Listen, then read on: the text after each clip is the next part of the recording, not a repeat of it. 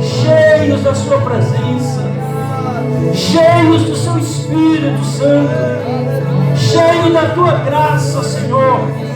Meu Deus, que nesse momento nós possamos viver tempos de avivamento, Senhor. Que a tua graça, que o teu Espírito Santo nessa noite encontre um lugar que é de destaque seu, em nome de Jesus. Dá uma salva de palmas para o Senhor nessa noite. Aleluia. Sim. Recorda aqui da pastora Mateus.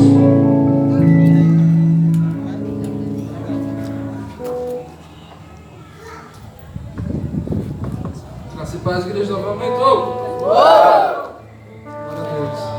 Dê mais um abraço na pessoa que está do seu lado. Aproveitando, hein? Ainda.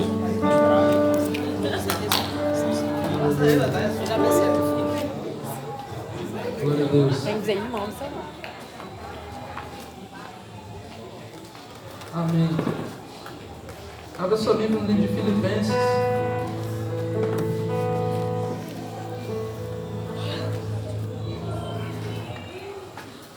Filipenses, capítulo 3, versículo 7.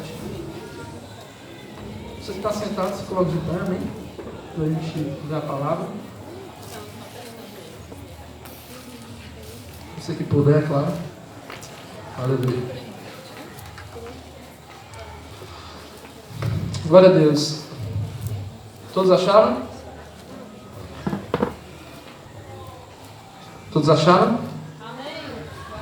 Vamos ler. Mas o que para mim era ganho, reputei-o perda por Cristo.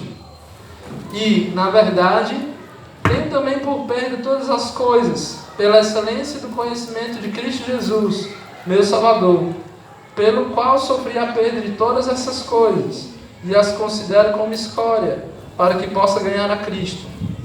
E seja achado nele, não tendo a minha justiça que vem da lei, mas a que vem pela fé em Cristo, a saber, a justiça que vem de Deus pela fé. Pai, no nome de Jesus, nós te damos graças, Senhor Pai, pela tua palavra. Pedimos, Senhor Deus, que o Senhor se faça presente nesse lugar, meu Deus. Em nome de Jesus é o que nós te pedimos, te agradecemos. Amém. Dê um aplauso ao Senhor. Se é para ele, toca mais forte, por favor. Glória a Deus. E pode se sentar.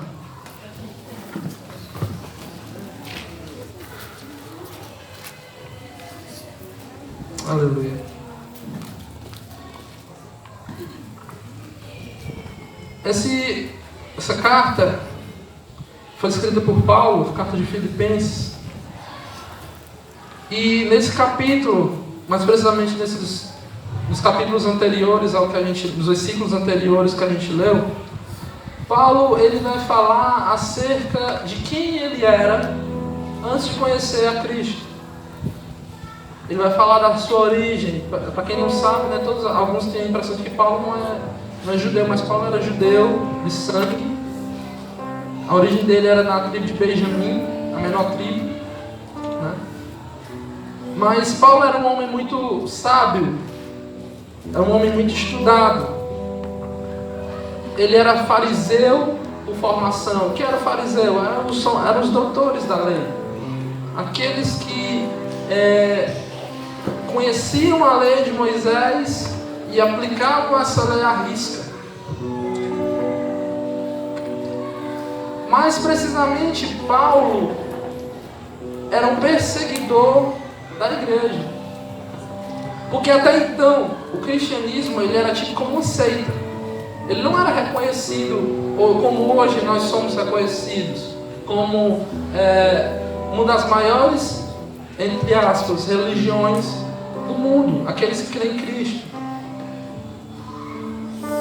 Naquela época de Paulo, quando Paulo era perseguidor, o cristianismo era uma seita. E eles perseguiam esses cristãos. Quando Paulo tem um encontro com Deus, Deus mostra a nudez do próprio Paulo. E Paulo ele se vê frente a frente com ele mesmo e vê que aquilo que ele vivia não fazia o menor sentido. Que existia um propósito maior para a sua vida. Que seu propósito não tinha muito a ver com o fato dele ser um doutor. O seu propósito não tinha muito a ver com a sua origem, né? Ele era judeu, não tinha muito a ver. O seu propósito de vida estava ligado a um plano pelo qual Deus o levantou para cumprir aqui na terra. E nesses versículos que a gente leu, Paulo ele diz: aquilo que para mim era ganho, a minha fama, o meu estudo, a minha posição social, a minha riqueza, a minha cidadania romana, porque Paulo ele tinha cidadania romana. Ele tinha cidadania romana. Por exemplo, muitas pessoas pensam que Saulo era uma coisa, depois que encontrou com Jesus, virou Paulo. Não é bem por aí. Ele tinha um nome judeu, que era Saulo, e tinha o seu nome romano, que era Paulo. Ele tinha os dois nomes, ele é conhecido pelos dois nomes. Então ele tinha essa cidadania romana. Então ele esquece tudo isso. Ele considera tudo como perda. No versículo 8 ele vai dizer que ele considera tudo escória. Em outras versões, acho que alguém deve ter lido aí, ele diz que considera esterco. Né? Todo mundo sabe o que é esterco. Para quê? Para que possa ganhar Cristo. Para que possa conhecer a Cristo mais profundamente. Para que possa ter um entendimento acerca daquilo que Jesus tem para a vida dele. E está com muitos dias que essa palavra ela vem martelando na minha cabeça, mas não era para a igreja, era para mim.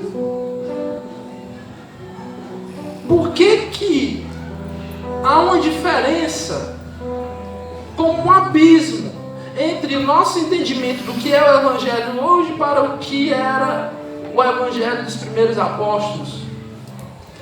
O Evangelho dos primeiros apóstolos era o quê? Eu preciso perder para conhecer Jesus. Era isso que eles tinham na cabeça. Se você analisar o que Pedro teve que fazer para seguir Jesus, Pedro era o quê? Ele era pescador? Ele era só pescador? Era? Não, ele era um empresário. Ele tinha uma companhia de pesca. Imagine você que é empresário, você tem sua empresa e Jesus diz assim: olha, Gabriel, nosso aniversariante hoje, velhinho. Gabriel, é o seguinte, eu tenho um chamado para a tua vida, só que tu tem que largar a tua empresa. Mas Senhor, e ele que se vira, você vai me seguir. Imagine se Jesus hoje chega para você e diz: só que o problema é que Jesus já disse, só que você não entendeu. Calma, não estou dizendo para você largar tudo, né? Vamos com calma. Mateus, ele era um coletor de impostos. Ele estava coletando impostos. Jesus passa para aquele lugar e Mateus larga tudo ali para seguir Jesus. Aí você se pergunta uma coisa: esses homens, eles não tinham família, não? Alguém sabe de algum apóstolo que era casado? Pedro tinha família, porque Jesus curou a sogra de Pedro. Pedro, se ele tem sogra, né? Consequentemente ele tinha esposa. Imagine você ter que largar a sua família. Muitas das vezes Pedro não estava presente quando as coisas aconteciam na casa dele. E ele largou. Por quê? Por causa de um amor por Jesus, que quando nós perdemos algo, quando nós renunciamos a algo, quando nós entendemos o verdadeiro significado do Evangelho, nós sentimos por Jesus, nós enxergamos o que Ele tem para nós e nós nos sentimos atraídos por Ele. E qual é a diferença do Evangelho dos primeiros dias do cristianismo para o nosso Evangelho hoje? Se é que nós podemos chamar de Evangelho. É um evangelho totalmente inverso. Nós queremos o quê?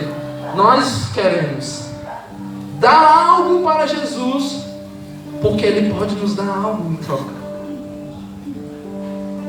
A gente não quer perder. A gente não quer renunciar.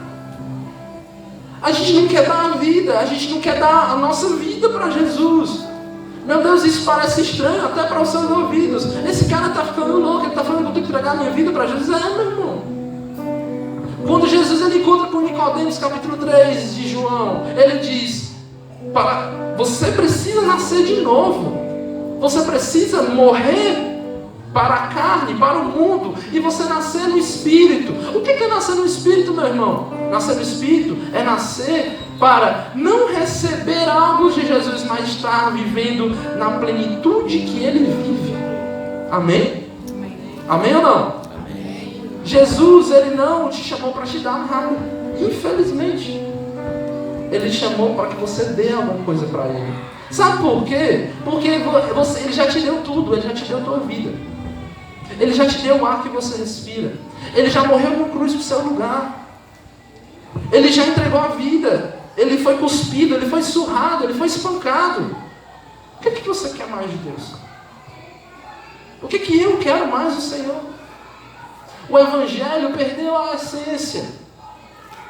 Eu não estou dizendo aqui que nós não podemos ser abençoados. Sim, claro que somos.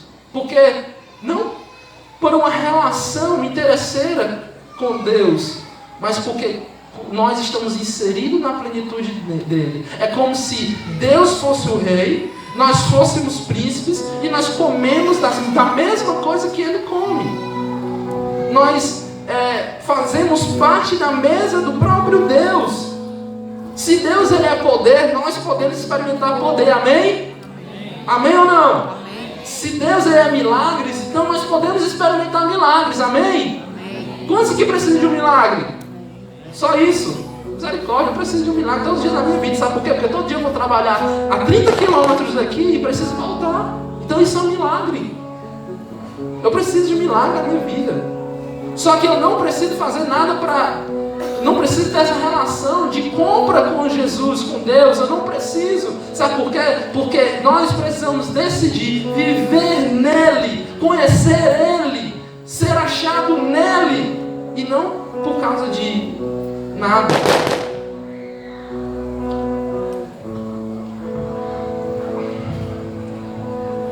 Não se trata de ganho o Evangelho. O Evangelho se trata de perda.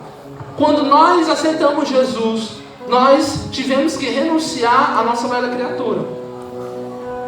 Nós tivemos que renunciar às nossas velhas práticas. E nós precisamos também renunciar ao nosso estilo de vida que nós tínhamos. Nós não podemos mais andar no mesmo canto, dos mesmos cantos que a gente andava. Se isso não for do agrado de Jesus, de Deus, se não for de agrado do meu Pai. Eu tive que renunciar. Eu preciso renunciar. O Evangelho, você não adere ao Evangelho, não é porque você quer ganhar algo, mas é porque você precisa perder algo. Você precisa ofertar algo. Então nessa noite, o que Jesus está querendo nos dizer? O que é que Ele está querendo nos ensinar? É que está na hora da gente refletir um pouco sobre o modo que nós temos tratado a nossa vida cristã. Está na hora da gente refletir um pouco de como é que nós temos levado a nossa vida. Se as canções que nós cantamos, se aquilo que nós escutamos e que nós levantamos as mãos para dizer é verdade mesmo. Galera, é o seguinte, nós cantamos uma canção aqui que diz o quê? Quero conhecer Jesus. Quero conhecer quem? Jesus. E as considero como escolha para que eu possa ganhar Cristo. Passa. E para que eu seja achado nele. A canção diz, e ser achado nele. Eu só posso conhecer Jesus se eu perder.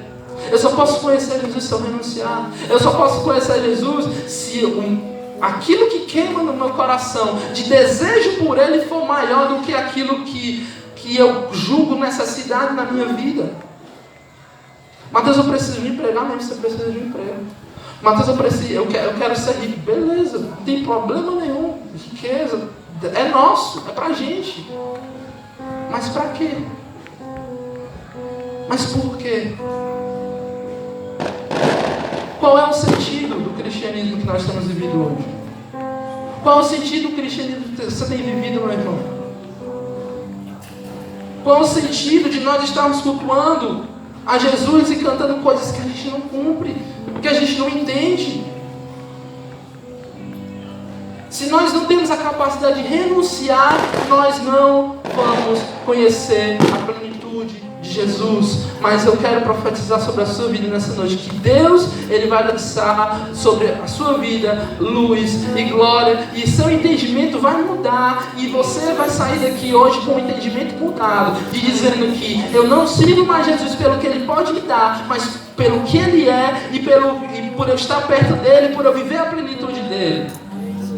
Gente, é o seguinte, se nós dissemos que nós queremos viver em Jesus, Jesus ele vive num ambiente eterno e espiritual. Se nós vivemos num ambiente eterno e espiritual, as coisas desse mundo não são para ser preocupação para nós. Sabe por quê? Porque no tempo dele as coisas vão se resolver. No tempo dele as coisas vão acontecer, porque isso é consequência.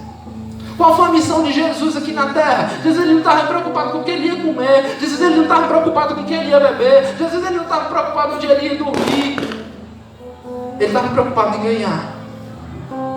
Ele estava preocupado em multiplicar o reino. Ele estava preocupado em doar a sua vida. Ele, ao invés dele se preocupar em ter uma entrada triunfal num carro alegórico, com um paletó, com gravata e gritando em cima de um trio elétrico em Jerusalém, ele estava preocupado em lavar os pés dos seus discípulos. Ele estava preocupado em dar, porque o reino, o evangelho é dar. O ganho é consequência. Paulo disse uma certa feita que ele sabe o que é ser pobre e o que é ser rico. Ele sabe o que é ter comida e ele sabe o que é não ter. Será que a mesma capacidade que nós temos de viver na abundância é a mesma na escassez? A gente está num momento, confesso eu que minha alma está um pouco assustada com esses fogos. Minha alma, mas meu espírito diz, me lembra uma palavra de que Deus ele não levanta nenhuma autoridade. Aliás, nenhuma autoridade é constituída sem a autorização dele. Amém? Se o resultado dessas eleições, não sei como foi quando você voltou, também não preciso ser falar, não for o que a maioria dos cristãos esperam, glória a Deus. Mas se não for, amém. Sabe por quê? Porque o nosso Redentor vive. E a gente sabe que a gente sempre tem a esperança de um amanhã. Eu não sei, meu irmão, minha irmã, o que é que você tem passado na sua casa. Eu não sei como é que está o seu casamento. Eu não sei como é que está a sua família, seus filhos. Eu não sei se você tem orado para Ele salvar a sua família. Sei, Deus ele está nos dizendo que tem alguém que chora por causa do marido. Porque eu gostaria que o marido estivesse aqui, porque está tendo problemas em casa. Mas eu vou te dizer uma coisa, mesmo orando por alguém, mesmo sendo por alguém, se tratar da vida do esposo, da esposa, do filho, ainda esse não é o propósito do Evangelho. Você não pode estar na presença de Jesus com esse pensamento. Você tem que entrar aqui nesse lugar.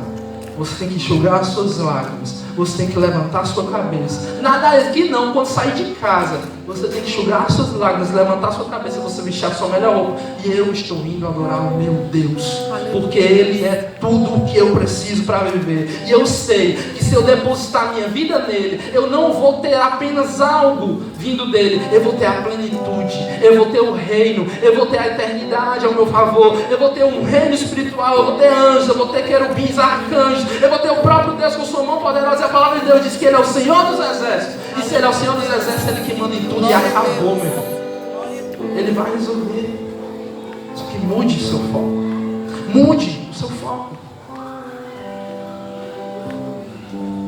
Não se trata de plantar para colher, mas de colher para replantar. Mateus, que conclusão é essa? Eu sempre aprendi que eu preciso plantar para colher. Quem foi que já ouviu isso? Escola de líderes, qual é o nome desse princípio? Escola de líderes. Hã? Não, só os alunos. Cadê os alunos da escola de líderes? tudo escondido, né? Qual é o princípio? Meu Deus! Jesus, não acredito, mais fácil. Semeadura. Hã? Ei, não vai dar casca não, pastor. Eu sei, viu? Acho que não. Professor sabe. Isso aí, semear e colher. Vou até recuperar tudo viu? Tudo de fazer um trabalho agora, só sobre semear e colher. Mas ó, se você for fizer uma análise, a gente tenta. Porque lá em Oséias diz, aquele que semeia vento, colhe o quê? Né? Lá em Gálatas diz o quê? Pois tudo que o homem plantar, ele também... Tá entendendo? Plantar, colher. Só que o princípio não está aí. O princípio não inicia aí. O princípio inicia no Éden. Deixa eu te dizer uma coisa. Quem foi que Deus criou primeiro? O jardim ou o homem? Gente, vamos lá. Jardim ou homem? Jardim. E o que é que tinha no jardim? E o que é que tinha nas plantas? Frutos. Ele podia comer a fruta, sim ou não? Beleza. Deus ele criou o homem primeiro e deu semente para ele plantar alguma coisa? Hã? Não. Então não se trata do homem plantar para colher. Se trata do homem colher para replantar. Mateus Isidoro me explica exatamente o que é isso. Eu vou te dizer. Resumido, curto e grosso. Tudo que você tem é de Deus. Tudo. Você tem uma casa? É de Deus. Você tem um carro? De Deus. Você tem uma família? Família de Deus. Os filhos é de quem? Seu ministério é de quem? Deus. Seus discípulos? Deus. Você não tem nada. Nada. Você é pobre, cego e nu. Mas por que você tem alguma coisa hoje sobre o seu comando? É porque Deus ele te entregou, você colheu de Deus para você replantar. Amém? Amém. Tudo que você tem para você precisa replantar isso. Vamos dar um exemplo. Deus, ele lhe deu a oportunidade de você ter saúde, sim ou não? Como é que você utiliza essa saúde em prol do reino de Deus? Está tendo oração, você está vindo? Você vem para as orações? Hã? Deus, ele te deu um emprego, você tem investido na algo? Ah, mas você vai falar de dinheiro. Cara, infelizmente está inserido dentro desse assunto. O dízimo é quantos por cento? Dízimo? Não. Tem negócio de dízimo não. É tudo de Deus. Teu salário todo. Tudo. Você, ele te deixa com 90% para você administrar a sua vida. Mas é dele também. Então, até nisso, nós temos uma visão errada. Tudo que você tem é de... Olha, como a gente cantou isso essa noite, viu, Calma? Sabe por que foi que essa palavra gerou no meu coração? Por causa das músicas. Eu escuto muita música, não é à toa, né, que a gente é do louvor. Então eu escuto muita música. E de repente, algo começou a me inquietar. Primeiro com essa música, quero conhecer Jesus. Aí outra música que me inquietou foi essa que a gente cantou hoje. Porque dele, por ele, para ele são todas as coisas. Como assim? Porque dele são todas as coisas. A gente canta isso, está lá na Bíblia, a gente não faz. Melhor, a gente não entende. A gente não tem a revelação da parte de Deus. Então, meu irmão, tenha a mente mais aberta para entender de que a sua vida não lhe pertence. Se você decidir viver o evangelho verdadeiro. Quantos aqui sonham em ter a família rendida aos pés do Senhor? Amém? Eu sonho. Quantos sonham em ser usados tremendamente por Deus? Eu sonho em ser usado tremendamente por Deus. Sabe qual foi um dos maiores profetas da história de Israel? O nome dele? Eliseu. Sabe o que foi que Eliseu teve que fazer? Ah, Mateus, eu trabalho muito, eu tenho meu próprio negócio, eu não posso ficar muito aqui. Deixa eu dizer o que foi que Eliseu fez. Deus mandou, vá lá na casa de Eliseu, vai buscar ele, Elias. E ele foi lá. Eliseu pegou o seu material de trabalho, ele tocou fogo, se despediu de seus pais e seguiu o profeta. E é conhecido como o profeta da unção dobrada. Um dos maiores profetas da história de Israel. Passou fome? Pode ter passado, né? Mas nunca, eu acredito que Eliseu nunca dormiu com fome. Nunca. passou um dia de sede. E isso não vai acontecer com você. Mateus, você está querendo dizer que eu vou ter uma vida regrada? Não, não é isso. Sabe, até porque a gente trabalha, a gente quer ver o fruto do nosso trabalho. Mas isso é secundarismo. Isso é secundário. Deixa Deus conduzir a tua vida, meu irmão, minha irmã. Se você hoje decidir, eu vou entregar a minha vida aos pés do Senhor, Jesus, Ele vai te levar a lugares que você nunca imaginou. Não é preciso você fazer, bater cabeça. A gente tem mania de ficar batendo cabeça e as coisas não andam porque a gente insiste. Deixa eu te dizer, guarde no seu coração isso que eu vou lhe falar agora. No seu relacionamento com Deus, quanto mais de humanidade tiver nele, menos de espiritualidade vai ter. Quanto mais a minha vontade, as minhas imposições estiverem no relacionamento com Deus, menos espiritual a gente vai ser, menos ações espirituais a gente vai ver. Porque tem coisas que não dependem da gente, sim ou não? Por exemplo, a salvação de alguém depende de mim? Não, depende só de eu falar. Mas quem faz a obra é o Espírito Santo. Se eu não tiver com essa relação de espiritualidade com Deus, as coisas não vão acontecer. Então o que é que tem que acontecer? Eu diminuir os meus argumentos, diminuir a quantidade que eu falo, diminuir as minhas vontades, diminuir na presença do Senhor totalmente, fazer que nem João Batista, importa que ele cresça e eu diminua. Jesus, Ele só vai poder aparecer na sua vida se você diminuir, meu irmão. Não é a sua vontade. A sua casa tem que estar aberta para pessoas. A sua vida tem que estar aberta para pessoas. A sua vida não é mais sua, a sua vida é do reino. A sua vida é de Deus. Se não for assim, meu irmão, eu tenho uma triste notícia para dizer. Nós precisamos aceitar Jesus de novo. E não é vir aqui na frente, eu quero aceitar Jesus e viver da minha forma, não. É aceitar Jesus de verdade. Nascer de novo, nascer nele. E ter esse entendimento. Amém? Amém ou não? Amém. Não se trata de possuir o que vem dele, mas viver nele. A gente tem uma mania também, de novo, por causa das músicas, né? A gente fala muito de avivamento, né? Avivamento. Tá? Vocês já repararam que a gente está um pouco distante de avivamento hoje? Há um pouco mais de 100 anos atrás, a gente teve um acontecimento, né? Um grande avivamento que aconteceu nos Estados Unidos, que deu origem ao que nós somos hoje, né? Como igreja, a igreja pentecostal. E esse avivamento se deu pela disposição de algumas pessoas de estarem orando.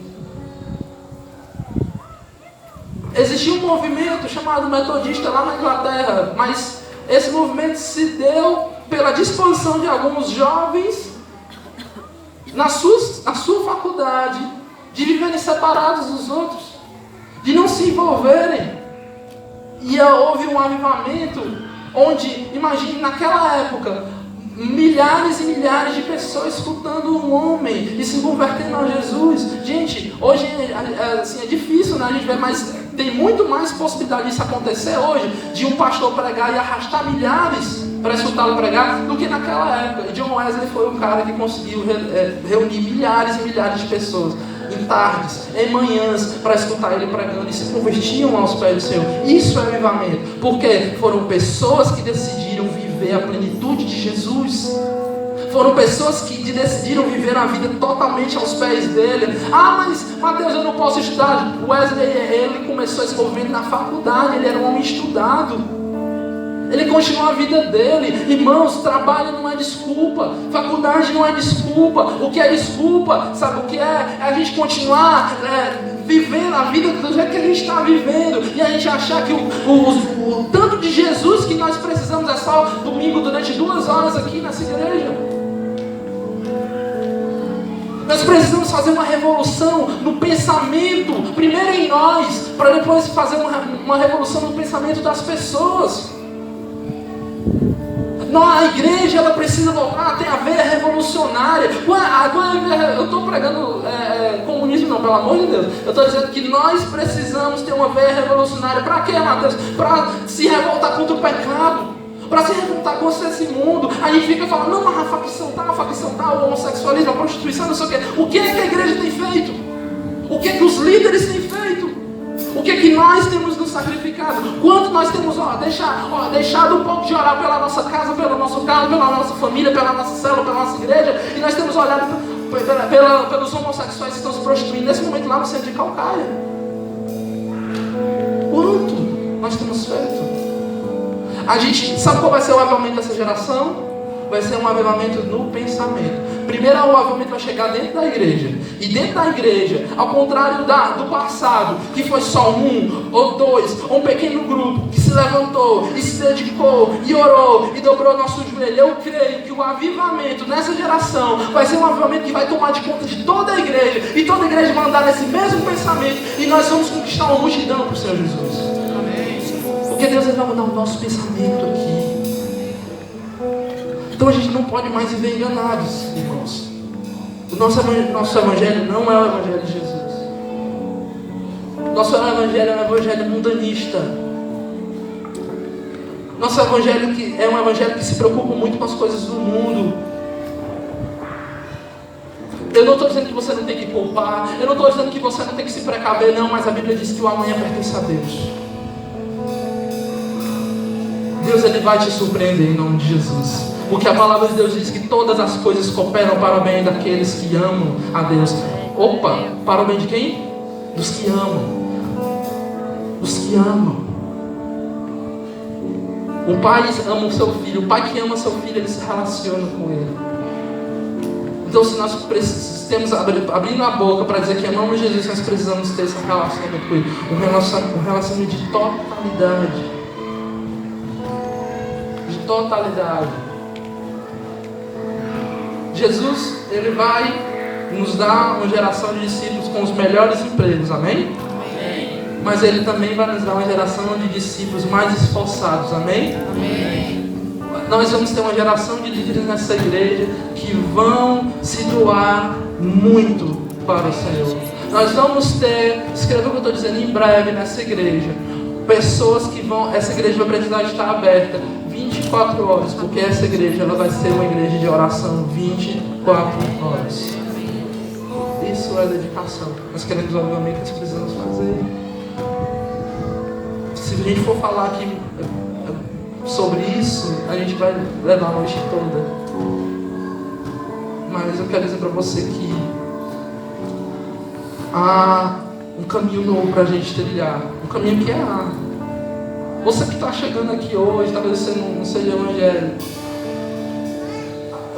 Ser evangélico não se trata de ser crente. Ser evangélico se trata de ter o estilo de vida de Jesus. O evangelho não é religião, ao contrário do que os outros dizem. O evangelho é uma mudança de estilo de vida e o estilo de vida de Jesus. E o que foi que mais Jesus fez na vida? Renunciar. Renunciar. Renunciar. O evangelho verdadeiro ele é um evangelho de renúncia. É um evangelho de solidariedade. É um evangelho de amor.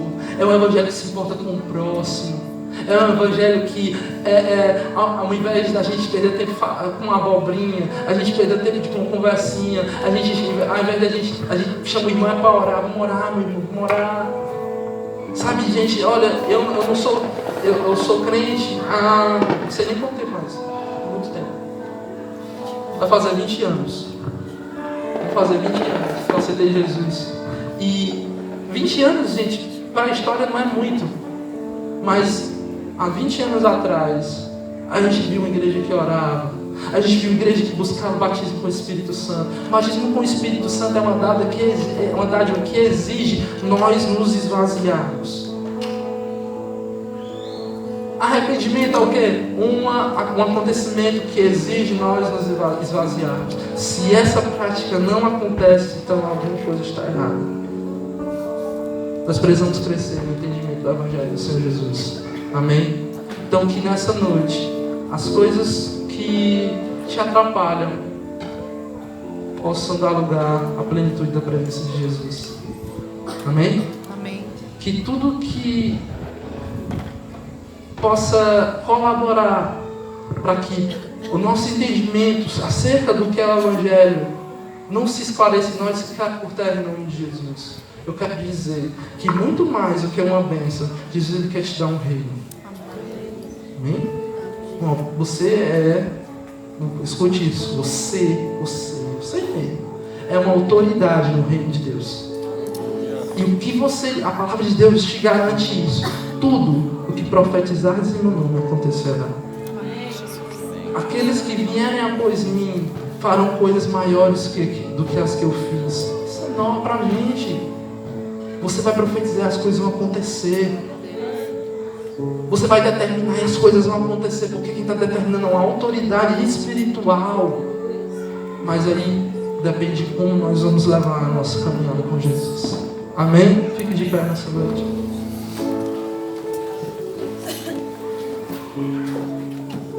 Gostaria de orar por você.